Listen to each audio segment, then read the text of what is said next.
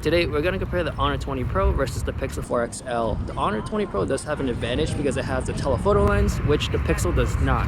The Pixel is a flagship model, so it's more expensive than the mid-tier range of the Honor 20 Pro.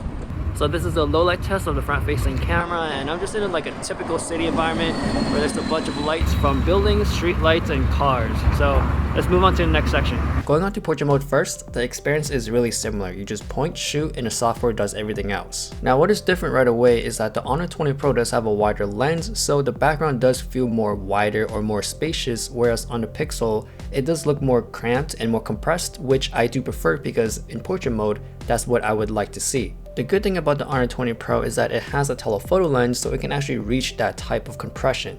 So versatility wise, the Honor 20 Pro does feel more practical in real life situations. So if you're in tight spaces or you're trying to take pictures of something in your hands, then it's easier on the Honor 20 Pro. Now my winning points on the Pixel is that straight off the bat, when you take a picture, the background blur is much more denser, it's much more creamier, so I do prefer that look. The next reason is the color. On the Pixel, everything seems to be much more consistent. It may change a little bit, but not too much. Now on the Honor 20 Pro, when you're going from the regular wide to telephoto, sometimes it changes really drastically and it can be really green, really blue, and it just kind of make the whole picture a little bit weird or just really off.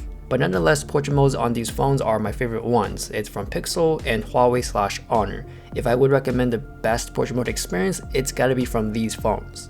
Now moving on to everyday situations, yet again versatility goes to the Honor 20 Pro. And the big main reason why is it has the ultra wide angle lens. As for colors, it's still the same reasons in the portrait mode, it still changes on Honor 20 Pro. Now for HDR, it goes back and forth. Sometimes I do like the Pixel better and sometimes I like the Honor 20 Pro better. Now for this example, the Honor 20 Pro seems to have the better HDR picture, but I do like the detailing on the clouds, which is still exposed right on the Pixel. For the telephoto lens, they are both really good. Surprisingly on a Pixel, the software does a lot to clean things up, but I still gotta go with the Honor 20 Pro.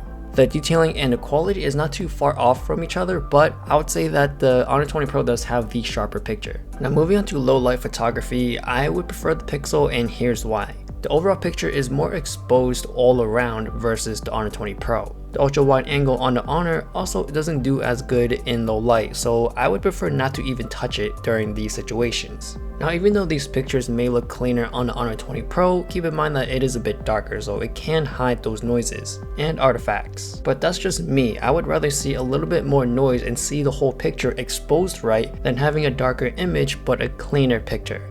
Now moving on to night mode, you do see a bigger impact on the Pixel than the Honor 20 Pro. To me, it seems like the Honor 20 Pro already took a good picture in the first place that it doesn't really need the night mode unless it's super dark. Now looking at the Pixel 4 images, these pictures seems to have a lot more artifacts, noise, and it doesn't look that good. And when I use the night mode, it seems to clean up a lot of the noise and the whole image looks a lot cleaner. So every time when you point out something dark and the UI tells you you should use night sight, I would definitely highly suggest doing it. And that's also one thing I like about the Pixel over the Honor 20 Pro is that it will tell you you should use it. So just tap on it and it'll bring you straight to that night mode. For video, they both shoot 4K 30 max, so it's pretty even there. Now in terms of stabilization, I gotta go with the Pixel just because it jerks less, and the colors are much more accurate on the Pixel as well. One advantage the Honor 20 Pro does have is that it can shoot 4K video in its ultra wide angle lens. But the stabilization in the color is still not as great as the main camera on the Pixel 4. And then there's the telephoto lens, which for me, again, the Pixel 4 does still win. Honestly, I'm not digging the greenish yellow look on the Honor 20 Pro, so if you want more natural colors, then the Pixel 4 is the right choice.